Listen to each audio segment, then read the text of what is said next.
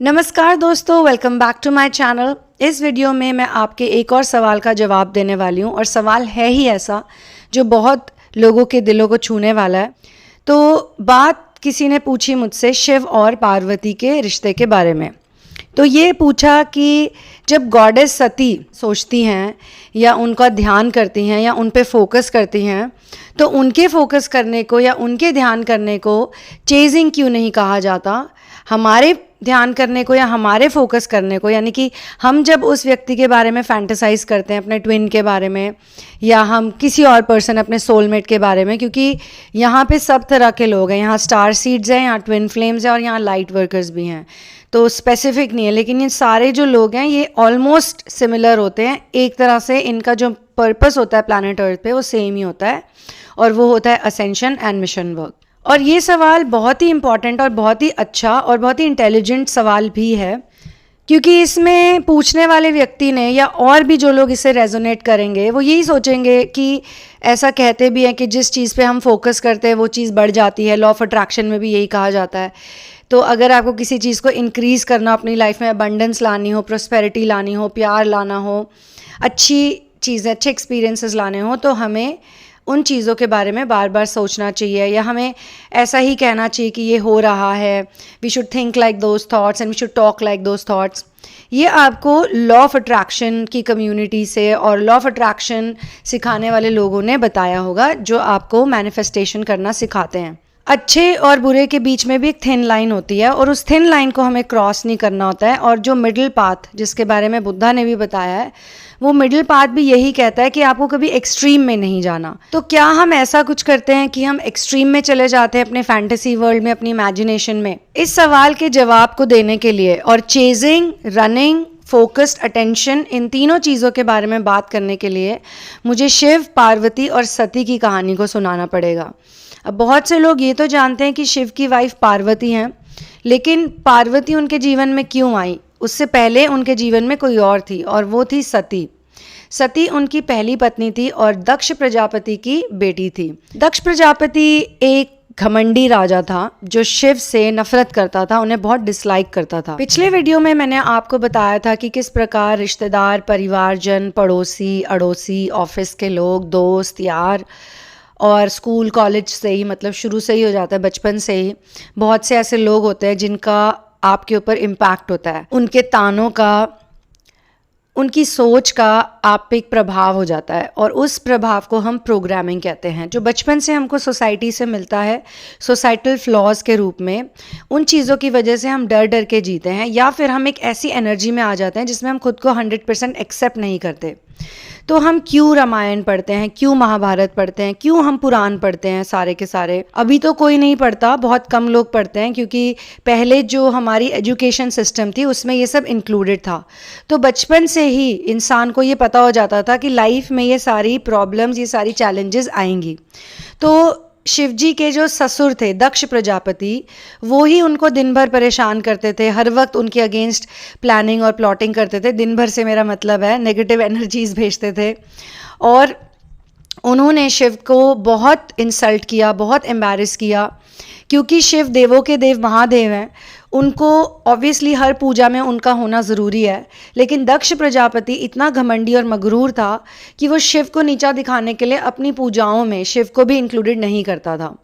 शिव तो जानते थे कि ये मुझे इतना पसंद नहीं करता है ये व्यक्ति, लेकिन उनको कोई फ़र्क नहीं पड़ता था।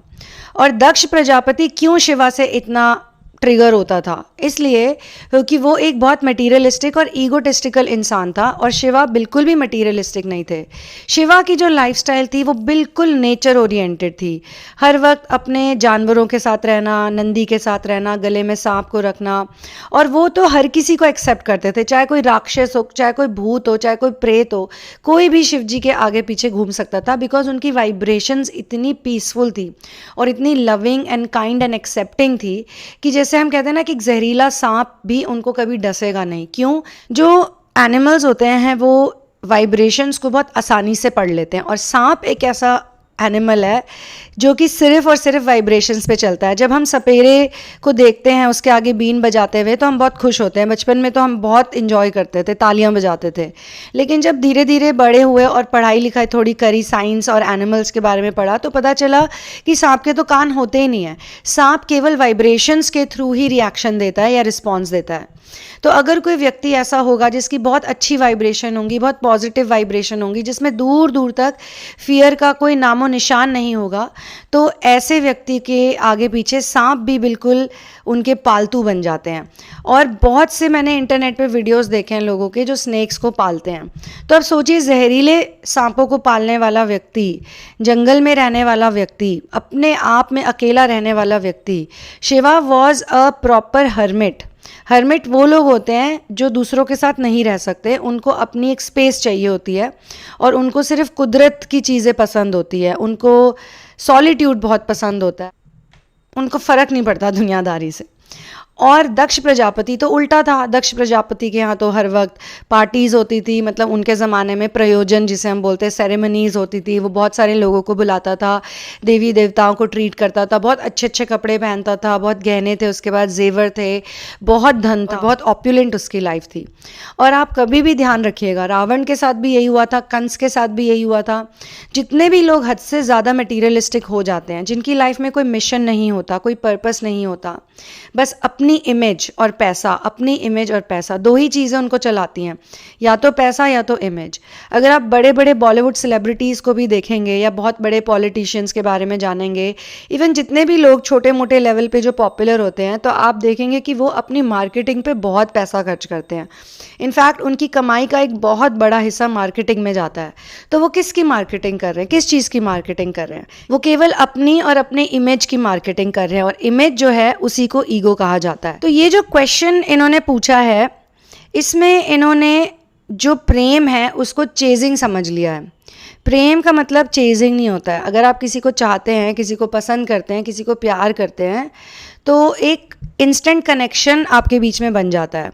और मैंने आपको दक्ष प्रजापति की बात इसलिए बताई क्योंकि जब शिव की शादी सती से हुई थी तो वो हाईली प्रोग्राम्ड थी, क्योंकि किसी भी बच्चे की प्रोग्रामिंग में उसके माता और पिता का भी हाथ होता है।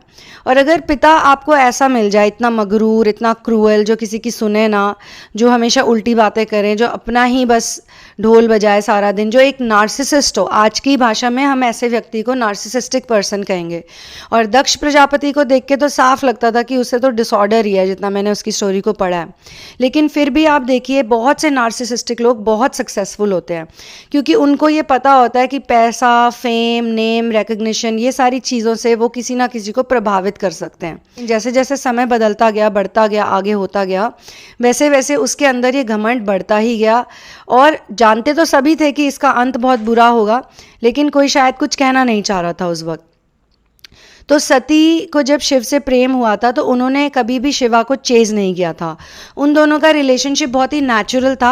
तो मैं आपको हमेशा कार्डिनल ट्विन फ्लेम्स के बारे में और गॉड्स एंड गॉडेसेस के बारे में इसलिए भी बताती हूँ ताकि आपको ये चीज़ रियलाइज़ हो कि उनके साथ भी सिमिलर प्रॉब्लम्स हुई थी। तो अगर हम कहते हैं कि हमारे रिश्तेदार ऐसे हैं, हमारे रिश्तेदार हमें नहीं समझते, या हमारे घर वाले हमें नहीं समझते, या हमारी सास ऐसी है, हमारा ससुर ऐसा है, या हमारे व्हाटएवर जिनकी शादी हुई उनकी बात भी कर सकते हैं, और जिनकी नहीं हुई वो जो डेटिंग सिनेरियो में है या रिलेशनशिप में, उनके साथ भी कुछ ना कुछ तो होता ही है। तो वो हमेशा कहते हैं कि लोग ऐसा करते हैं, लोग इस तरह से हैं। तो मेरे पिछले वीडियो में मैंने उस पॉइंट को हाईलाइट ज़रूर किया था, लेकिन इस वीडियो में मैं आपको ये कहना चाहती हूँ कि आपको उन लोगों की बातों पे इतना ध्यान नहीं देना अगर आप हीलिंग अपनी करना चाहते हो तो। लेकिन अगर किस्मत में कोई चीज़ लिखी हुई है तो आप चाहे कितने भी लॉ ऑफ अट्रैक्शन के मंत्र पढ़ लो, कितने भी एफर्मेशंस कर लो। जैसे कि मैंने कई लोगों को देखा है, वो बार बार यही सिखाते कि एफर्मेशंस करिए, एफर्मेशंस करिए, एफर्मेशंस करिए। देखिए, एफर्मेशंस करने से कुछ नहीं होता। जैसे कई लोग होते हैं वो दिन भर भगवान का नाम जपते हैं, सिमरन करते हैं, लेकिन अंतर मन में उनके हमेशा डर होते हैं, भय होते हैं, बहुत सारे, बहुत ज़्यादा चिपकाव होता है, अटैचमेंट्स होती हैं। वो अपनी अटैचमेंट्स के आगे और अपने डर के आगे निकल ही नहीं पाते। जैसे एक एडवर्टाइजमेंट है, डर के आगे जीत है, तो वो डर के आगे ही नहीं जा पाते, वो कभी जीत ही नहीं पाते, तो उनको कभी पता ही नहीं चलता। तो सेम होती है एफर्मेशंस भी। एफर्मेशन भी किसी मंत्र की तरह ही है। आप दिन भर उस मंत्र को जपते रहो, लेकिन अगर उस मंत्र को जपते वक्त आपके अंदर बहुत डर है, बहुत गुस्सा है, बहुत नफरत है, बहुत क्रोध है। एक्चुअली ये जो गुस्सा है ना, ये क्रोध, ये भी डर से ही आता है। कई लोग मुझे कहते हैं कि गुस्सा एक अलग इमोशन है। मुझे लगता है नहीं, दो तरह का गुस्सा होता है। एक गुस्सा वो होता है जो आपको, इसीलिए शायद कन्फ्यूजन है, तो आज मैं थोड़ा सा इसे भी क्लियर कर देती हूँ कि कई लोग मुझे कहते हैं कि यार अगर किसी के साथ अपराध किया जा रहा है, कुछ बुरा किया जा रहा है, तो गुस्सा ना करें। कहीं पे आपको कुछ बदलना है तो गुस्सा ना करें। अगर गुस्सा ही नहीं करेंगे तो चीज़ को बदलेंगे कैसे? अगर आपको उस चीज़ से प्रॉब्लम नहीं होगी तो आप उसे हटाओगे कैसे अपनी ज़िंदगी से? आप गंदगी देखोगे, आपको गंदगी को देख के इरिटेशन नहीं होगी तो आप उसे साफ़ ही नहीं करोगे। वो तो पड़ी रहेगी, फिर उसमें मक्खियाँ आएंगे, फिर उसमें कीड़े आएंगे, मैगेट्स हो जाएंगे, वो सड़ने लगेगा, उससे बदबू आएगी। और अगर आपको कोई फ़र्क ही नहीं पड़ेगा तो फिर आप उसे कभी साफ़ ही नहीं कर पाओगे। तो गंदगी को साफ़ करना बहुत ज़रूरी है। वो गंदगी कहीं भी हो सकती है, वो किसी एक्चुअल फिजिकल रूप में भी हो सकती है और किसी बंदे के अंदर एनर्जी के रूप में भी हो सकती है। तो जब आपको लगे कि आप इस गंदगी में हो और आपको गुस्सा आने लगे, कोई आपको अब्यूज़ कर रहा है, कोई आपके साथ बदतमीज़ी कर रहा है, कोई आपकी इनोसेंस का फ़ायदा उठा रहा है या आपकी अच्छाई का फ़ायदा उठा रहा है फॉर एग्जांपल, या कोई आप अच्छा काम करने चलते हो, घर से निकलते हो, घर से निकलते ही कुछ दूर चलते ही अच्छा काम करने लगते हो और कोई ना कोई आपको तंग करने लग जाता है, तो ये गंदगी है। हमारे जितने भी ग्रंथ हैं जो कि हमारे भगवानों की कहानियों पे बेस्ड हैं, भगवान शब्द भी मुझे लगता है एक इनकम्प्लीट वर्ड है because they are ascended masters. तो इन्होंने इस पृथ्वी पे आके, धरती पे आके, प्लैनेट पे आके ये सारे एक्सपीरियंसेस फेस किए हैं। भगवान श्री राम को अगर वनवास जाना पड़ा तो किसकी वजह से जाना पड़ा? अपनी सौतेली माँ की वजह से ना। तो घर के अंदर के ही किसी व्यक्ति ने उनको बाहर निकालने का प्लान बनाया और निकाल भी दिया। और शिव जी को किसने परेशान किया? दक्ष प्रजापति ने। और बाद में होता ये है कि सती कभी भी शिव जी को चेज़ नहीं करी थी, चेज़ उन्हें पार्वती ने किया था। और पार्वती सती का ही रीइंकार्नेशन थी, लेकिन पार्वती को तो पता था कि उन्हें शिव जी से शादी करनी है और उन्हें शिवा ही चाहिए, लेकिन शिवा उनके साथ नहीं रहना चाहते थे और उन्होंने उन्हें रिजेक्ट कर दिया। उस वक्त पार्वती ने उन्हें बहुत कन्विंस किया, बहुत समझाया, बहुत तरीक़ों से उन्हें कहा कि मैं ही सती हूँ, मैं ही आपकी पत्नी हूँ, मैं ही वापस आई हूँ और सारी चीज़ें, लेकिन शिवा कन्विंस नहीं हुए। उस वक्त पार्वती ने ये तय किया कि अगर ऐसी बात है तो मैं भी बार बार उनके पीछे नहीं जाऊंगी, तो क्यों ना मैं अपना इनर वर्क करूं। उनको फिर इनर वर्क का तरीका पता चला। जब सती ने अग्नि में कूद के अपने आप को ख़त्म कर लिया था, उससे पहले उन्होंने दक्ष प्रजापति को ये कहा था कि मैं दोबारा आऊँगी, इस जन्म में मैं शिवा को नहीं पा सकती, क्योंकि इतनी रिजिड प्रोग्रामिंग हो चुकी थी। सती ने खुद ही अग्नि क्रिएट की और उसमें कूदने से पहले दक्ष प्रजापति को ये बोलते हुए गई कि मैं तो यहाँ से जा रही हूँ, मैं इस शरीर को छोड़ रही हूँ, क्योंकि इस शरीर में मैं अपने पति को नहीं पा सकती जिस वे में मैं पाना चाहती हूँ। अगर तुम उनकी डिसरिस्पेक्ट कर रहे हो तो इसका मतलब तुम मेरी भी डिसरिस्पेक्ट कर रहे हो। और दक्ष प्रजापति को तो शिवजी की हर बात से प्रॉब्लम थी, कपड़ों से, बोलने के स्टाइल से, रहने के तरीके से, हर चीज़ में वो पिन पॉइंट करते थे कि ये अच्छा नहीं, ये अच्छा नहीं, ये अच्छा नहीं, क्योंकि Shiva was not a money minded person, Shiva was Bholenath, Shiva is Bholenath, right. तो सती ने ये सोचा, तय किया इनफैक्ट, कि मैं ऐसी रिजिड प्रोग्रामिंग में दोबारा पैदा नहीं होंगी। तो ट्विन फ्लेम असेंशन वर्क कितना टफ है, इन्हीं बातों से, इन्हीं कहानियों से पता चलता है कि अगर आप वाकई में ट्विन फ्लेम जर्नी को एक्सपीरियंस कर रहे हैं तो आपको खुद की प्रोग्रामिंग, खुद की रिजिड प्रोग्रामिंग से निकलने के लिए कितना डीप इनर वर्क करना पड़ेगा। तो पार्वती ने डीप इनर वर्क किया। इस जन्म में उनकी कुछ और प्रॉब्लम्स ऐड हो गई, जैसे कि पहली प्रॉब्लम, शिवा ने उन्हें रिकग्नाइज ही नहीं किया। दूसरी प्रॉब्लम, एज गैप आ गया। तीसरी प्रॉब्लम, इस बार फिर वो राजकुमारी बन के पैदा हुई, और क्योंकि पिछला एक्सपीरियंस शिवा का इतना ख़राब हुआ था, एक राजकुमारी से तो उन्होंने विवाह कर लिया जो सती हैं, लेकिन अब पार्वती भी राजकुमारी हैं, तो शिवा के मन में तो एक ट्रॉमा सा ही बन गया था कि नहीं, अब मैं ऐसा नहीं कर सकता। और दूसरा, जब उन्होंने ऑब्वियसली रिकग्नाइज ही नहीं किया, वो एक पत्नी व्रता पुरुष हैं, चाहे पत्नी की डेथ हो गई तो क्या हुआ, प्यार तो उसी से करते हैं, तो उन्होंने सीधा बोल दिया कि मैं सिर्फ सती से ही प्रेम करता हूँ, सती ही मेरी पत्नी है, तुमसे तो मैं सोच भी नहीं सकता। और तुम क्यों नहीं कोई बेटर व्यक्ति ढूंढ लेती जो मटीरियलिस्टिक वर्ल्ड में अच्छा हो, जो अपना कोई बिजनेस व्यापार करता हो, जो तुम्हारे साथ उठने बैठने लायक हो, मैं तो नहीं हूँ। तो इन बातों से पता चलता है कि शिवा को भी कितना दुख पहुंचा होगा जब उनको एक्सेप्टेंस नहीं मिली थी उस वक्त। और उस एक्सेप्टेंस के चक्कर में, मतलब कि उनकी जो भी थी पर्सनालिटी, उसी की वजह से उनको ये फील होने लगा कि सती ने अपने आप को त्याग कर दिया, अपना सैक्रिफाइस कर दिया। वैसे तो उन्होंने दक्ष प्रजापति को भी अच्छा लेसन सिखाया था। दक्ष प्रजापति की उन्होंने गर्दन काट दी थी और बाद में फिर उन्हें एक बकरे का सर लगाया था। तो ये सारी शिव पुराण में ये कहानियाँ जो है, इनको आप पढ़िएगा तो आपको बहुत अच्छे से क्लियरली समझ आ जाएगा। अर्धनारेश्वर का भी एक्चुअल मतलब यही है कि हाफ फेमिनिन एनर्जी और हाफ मैस्कुलिन एनर्जी। जब आपकी polarise feminine energy and polarise masculine energy एक बैलेंस में आ जाती है, जब आपकी ईदा और पिंगला दोनों नाड़ियाँ वर्क करने लग जाती हैं और आपकी 72,000 नाड़ियों को शक्ति मिलती है, आपका एनर्जी बॉडी अवेकन हो जाता है, एनलाइटन हो जाता है, that means you are living in a very higher dimension. उससे पहले तो हम 3D में ही फंसे होते हैं, उससे पहले तो हमको पता ही नहीं होता, कितने लोग तो लिम्बो स्टेट में होते हैं। तो इस संसार में आने के बाद प्रोग्रामिंग से तो कोई भी नहीं बच सकता। प्रोग्रामिंग ऐसी चीज़ है जो जब राधा कृष्ण को फेस करनी पड़ी, राम सीता को फेस करनी पड़ी, शिव पार्वती को फेस करनी पड़ी, तो हम किस खेत की मूलियाँ दोस्तों।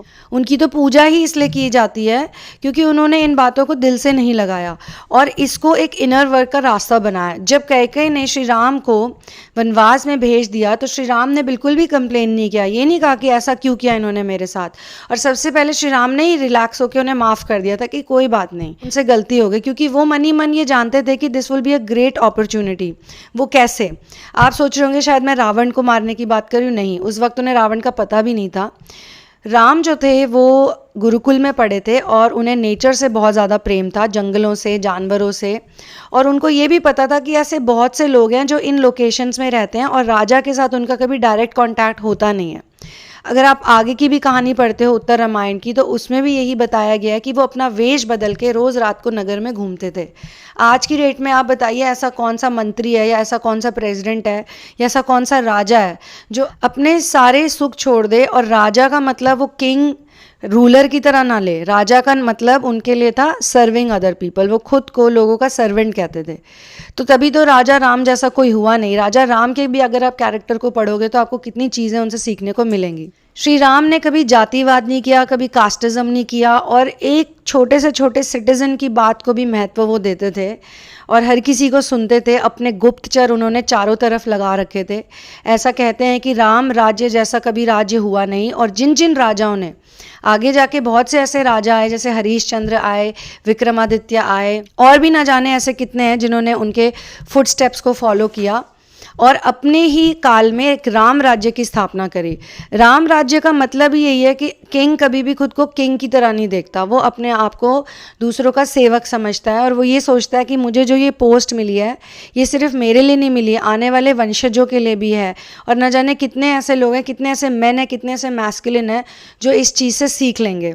और वैसे तो बहुत लोग उस बात को बहुत हाईलाइट करते हैं कि उन्होंने सीता को एक्साइल दिया था, सीता को हटा दिया था, सीता से दूर हो गए थे, लेकिन लोग ये नहीं जानते कि वो सीता के लिए कुछ भी कर सकते थे। आजकल बॉलीवुड में एक मूवी आ रही है ब्रह्मास्त्र, उसका ट्रेलर रिलीज़ हुआ है। उसमें इतनी आसानी से दिखा दिया कि कोई भी ब्रह्मास्त्र चला रहा है और किसी को भी ब्रह्मास्त्र की पावर्स मिल रही हैं और उसके पीछे एकदम ही नॉर्मल से लोग, विलेंस और हीरोज़ लड़ाई कर रहे हैं। ब्रह्मास्त्र इतना पावरफुल शस्त्र है, इतना पावरफुल अस्त्र है कि उसको कोई यूज़ ही नहीं कर सकता। मतलब उसके लिए तो बहुत पोटेंशियल, बहुत पावर, बहुत कैपेबिलिटी, बहुत नॉलेज, बहुत संयम और सही गलत का डिमार्केशन करना आना चाहिए। वरना अगर हर कोई यूज़ कर सकता तो कर्ण भी चला लेता, अश्वत्थामा चला लेता। वो दोनों क्यों नहीं चला पाए?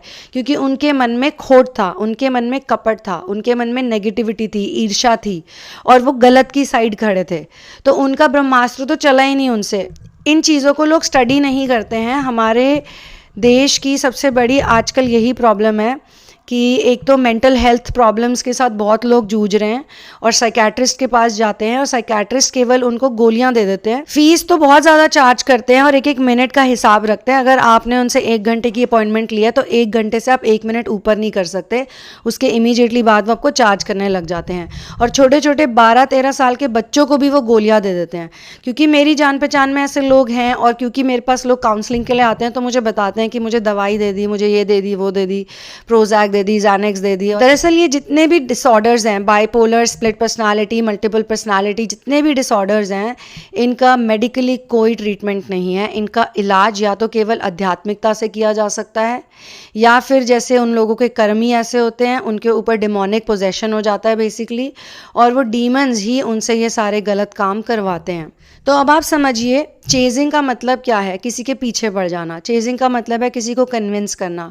चेजिंग का मतलब ये भी है कि आपको ऊपर वाले ने जो आपके लिए लिखा है उस पर भरोसा नहीं है।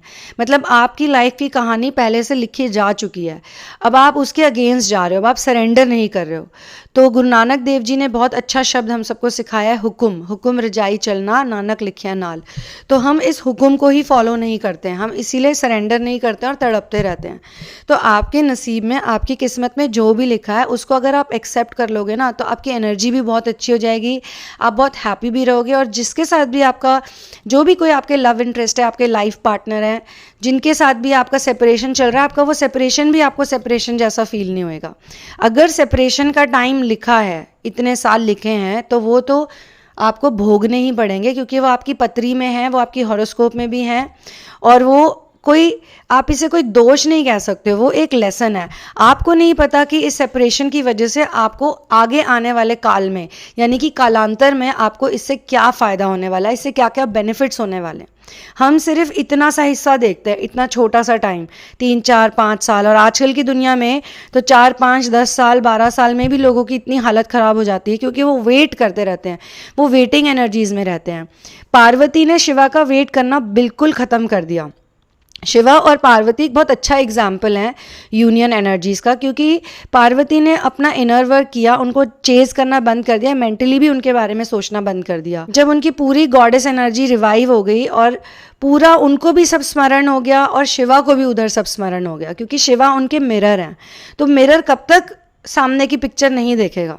तो शिवा को जब रियलाइज़ हुआ, ओह ये तो सती हैं, ये तो वापस आई हैं मेरे लिए, फिर वो उनके पास गए और उन्होंने उनको कन्विंस किया, उनको बोला कि आप मुझसे शादी करिए, मैं आपसे शादी करना चाहता हूँ। बहुत बड़े ढोल बैंड बाजे के साथ उनकी शादी हुई थी। लेकिन कई लोग ये नहीं जानते, क्योंकि अगेन शिव पुराण इतना डिटेल में किसी ने पढ़ा नहीं है, और जो हम टेलीविज़न सीरियल्स में भी देखते हैं उनकी भी सबसे बड़ी प्रॉब्लम यही है। इसीलिए मेरे को माइथोलॉजी शोज़ पसंद नहीं है। मैंने खुद भी उनमें काम करने से रिफ्यूज़ कर दिया था एक टाइम पे, जब मुझे एज अ राइटर ऑफर्स मिले थे, क्योंकि मुझे लगा कि ये बहुत ज़्यादा कमर्शलाइज कर रहे हैं और ये रोमांस पे इतना फोकस कर रहे हैं कि बाकी कहानी पे तो इनका ध्यान ही नहीं है।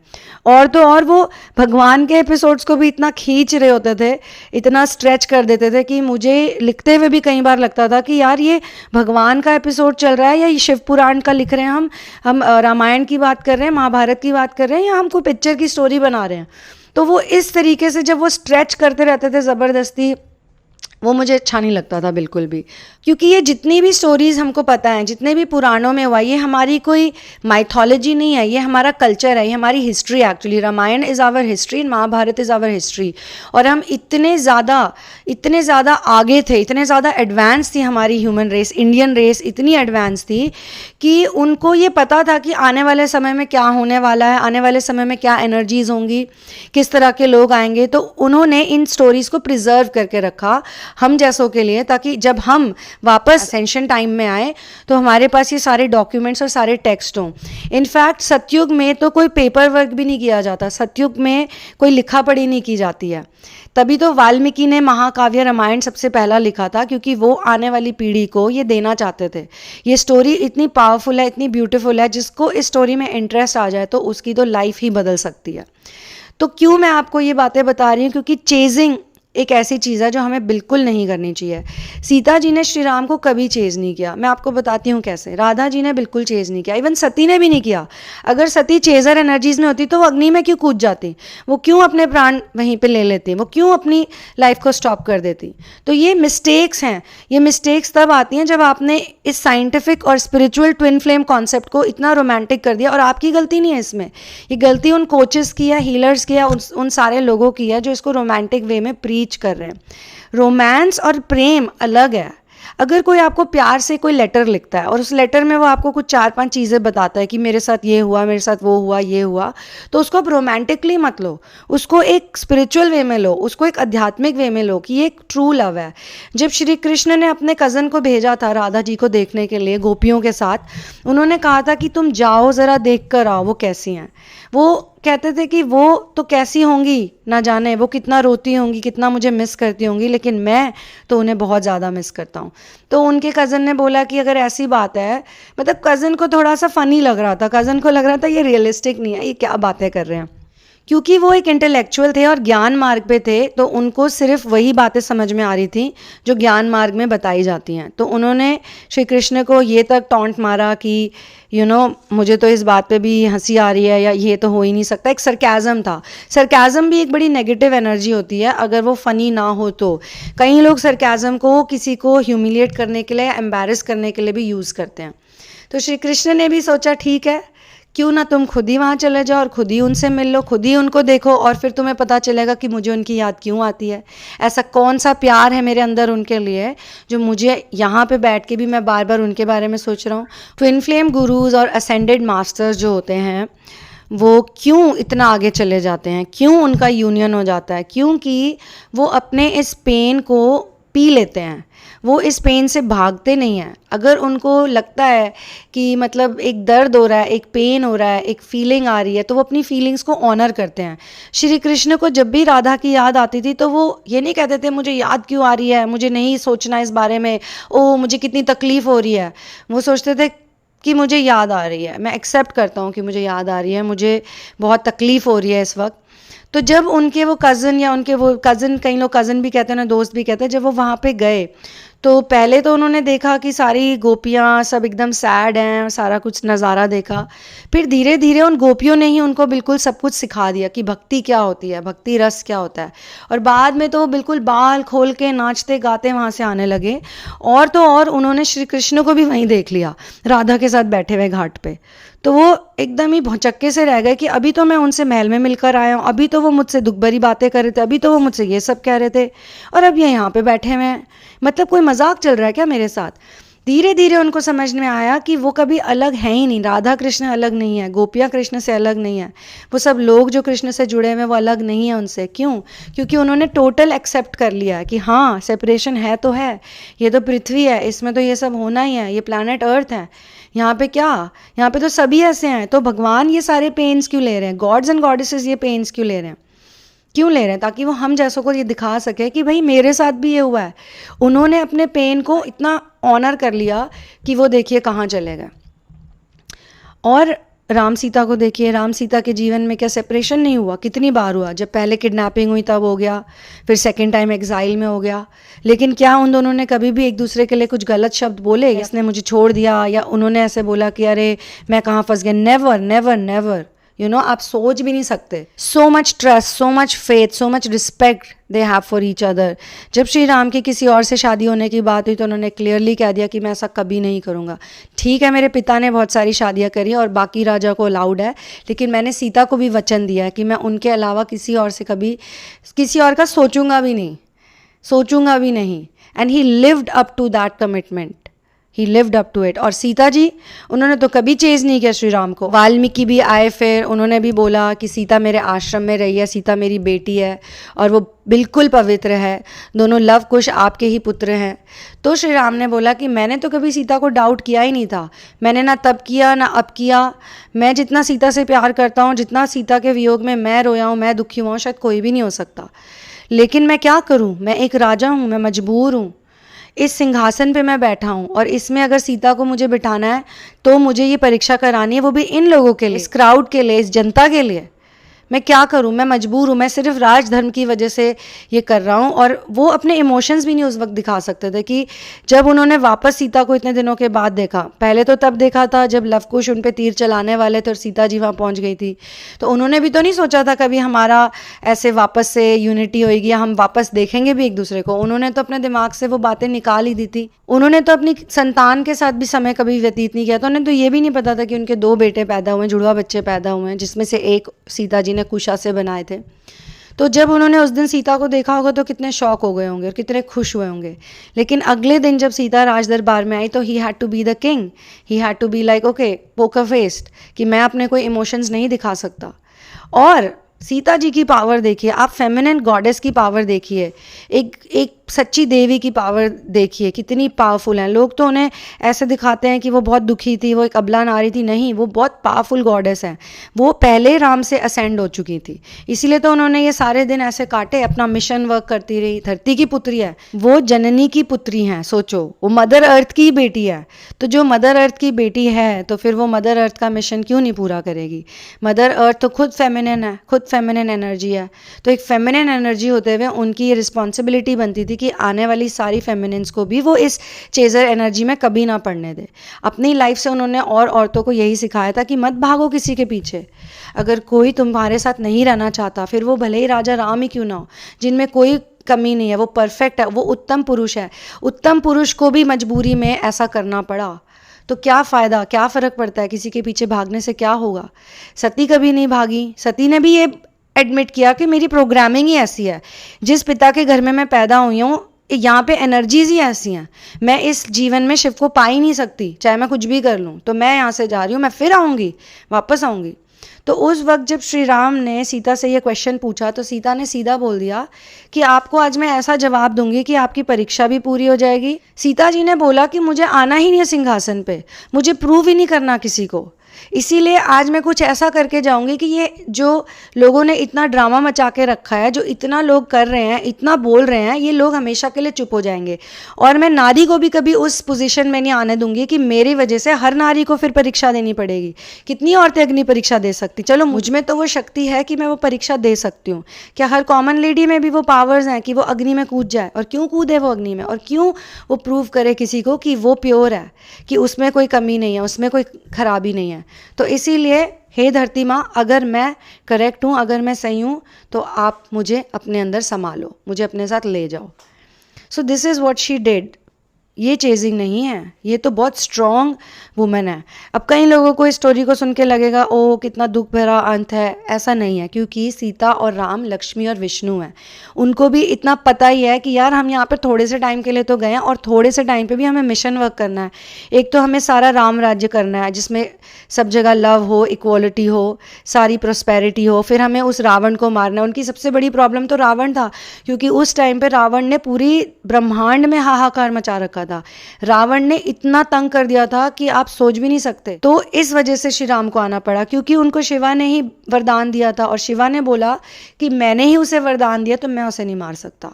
तो विष्णु आपको ही कुछ करना पड़ेगा, आप ही जाइए उसको मारिए। तो फिर वो ब्रह्मा जी का जो एक बोन उसे मिला था उसमें उसने मानवों को इंक्लूड ही नहीं किया।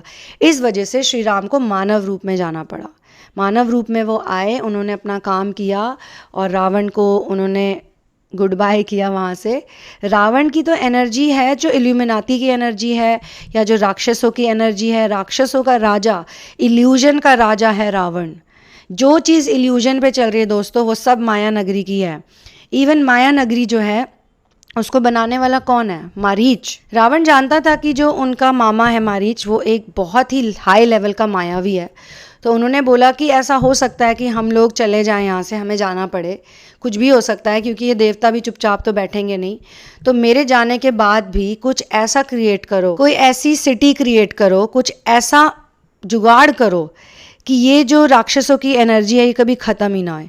और राक्षस जो होते हैं वो हमेशा इल्यूजन के पीछे और मटीरियलिज्म के पीछे पागल होते हैं। राक्षस दो तरीके से अपनी एनर्जी लेते हैं, एक ब्लड रिचुअल से और एक सेक्सुअल एक्सचेंज से।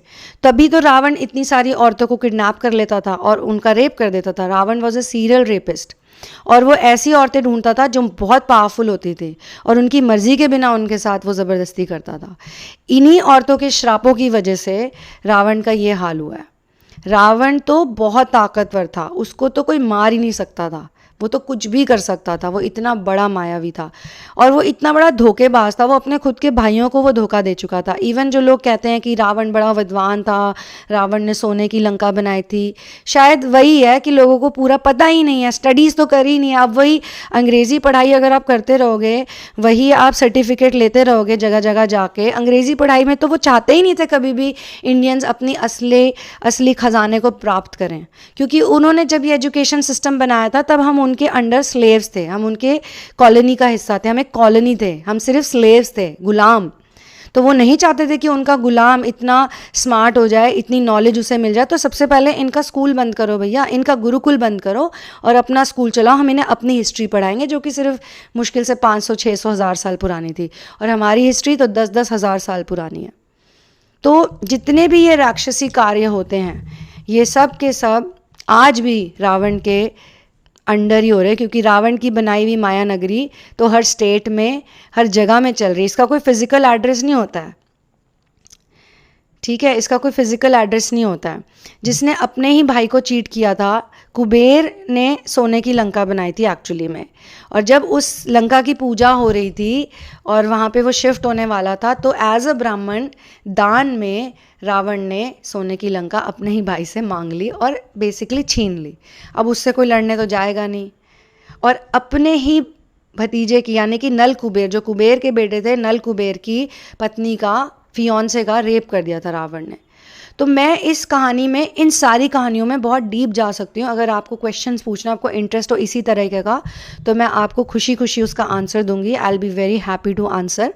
तो अब तो आप समझ ही गए होंगे कि पार्वती ने भी शिव जी से डिटैच होने के लिए तपस्या की थी, ताकि वो उनके पीछे ना जाए। और शिव जी जो थे वो शादी के बाद भी रनर का रोल खूब अच्छे से निभाते रहे, क्योंकि उनको क्या होता था, उनको अपनी तपस्या करनी होती थी। वो हर्मिट थे, तो हर्मिट्स का ये नेचर होता है, उनको अकेले रहना ही पड़ता है, उनको अच्छा नहीं लगता लोगों के साथ, फिर चाहे वो उनको कोई पार्टनर ही क्यों ना हो। तो वो जब जब रनर की भूमिका निभाते थे, पार्वती उन्हें कभी चेज नहीं करती थी। और गणेश के जन्म की कहानी भी यहीं से होती है। जब शिवजी चले गए अपना ध्यान तपस्या करने, तो पार्वती भी पीछे से अपनी ध्यान तपस्या करती थी। अब आज की डेट में आप कह सकते हो रनर चेजर डायनामिक है, लेकिन वो ऐसा नहीं सोचते थे। वो तो बल्कि कहते थे कि ठीक है, उनको समय चाहिए, उनको अपने साथ वक्त बिताना है, वो दूर जाना चाहते हैं, वो तपस्या करना चाहते हैं, तो उन्हें जाने दो। मेरे पास भी कौन सा टाइम है, मुझे भी अपनी तपस्या करने दो। तपस्या करते करते पार्वती इतनी पावरफुल हो गई कि उन्होंने जब गणेश को बनाया था तो मिट्टी से बनाया था। जैसे सीता जी ने कुशा से कुश को बनाया था, वैसे गणेश का जन्म भी पार्वती ने बिना पति के, बिना शिवा के किया था। और इधर जैसे ही गणेश का जन्म हुआ, उधर शिव की तपस्या टूट गई, बिकॉज पार्वती उनसे बिल्कुल डिटैच हो गई थी। तो शिव भागते हुए वापस आए, और जब आए तो देखा दरवाजे पे एक बच्चा खड़ा है, और वो कहता है मेरी माँ ने मुझे यहाँ खड़ा किया। उसके बाद तो फिर घमासान युद्ध हुआ। तो अब कई लोग कहेंगे कि अच्छा ये गणेश की कहानी है, लेकिन मैं आपको कहती हूँ ये एक ट्विन फ्लेम स्टोरी है। कई लोगों को तो शायद ये भी नहीं पता है कि शिव जी ने पहली बार रामायण सुनाई थी पार्वती जी को। पहली रामायण के जो असली क्रिएटर हैं वो शिवा हैं। तो इन स्टोरीज़ में हम बाद में भी जाएंगे, और इनफैक्ट पीछे भी मैंने कुछ वीडियोस बनाए थे रामायण के ऊपर। अगर आप उन्हें भी सुनेंगे तो आप काफ़ी इन्जॉय करेंगे। मैं आप सबको यही कहूँगी कि आप मेटाफिज़िक्स पे ध्यान दीजिए, आप अपने इनर वर्क पे ध्यान दीजिए, आप अपनी तपस्या जो भी आप कर रहे हो काम, उस पर ध्यान दो, जो आपका मिशन वर्क है उस पर ध्यान दो। किसी को चेज़ मत करो। किसी भी गॉडेस ने आज तक किसी भी गॉड को चेज़ नहीं किया, ठीक है। और हमारे सामने बहुत सारे एग्जाम्पल्स हैं। चेज़ तो करना ही नहीं है, क्योंकि अगर आप चेज़ करते हो तो आप फैंटेसाइज करते हो, आप इमेजिनेशन में रहते हो, आप प्रेजेंट मोमेंट में तो हो ही नहीं। और जो व्यक्ति प्रेजेंट मोमेंट में नहीं है, तो फिर वो असेंशन वर्क कैसे कर सकता है? असेंशनर बनने के लिए तो आपका स्थित प्रज्ञ होना ज़रूरी है, और स्थित प्रज्ञता, इक्वानिमिटी के लिए आपका इस समय यहाँ पे होना बहुत ज़रूरी है। तो आप एक परछाई के पीछे मत भागिए, ठीक है। तो आई होप इस सवाल का आपको जवाब मिल गया होगा। Thank you so much for being here with me. I will see you soon in another one. One love and peace out, and Jai Shri Ram.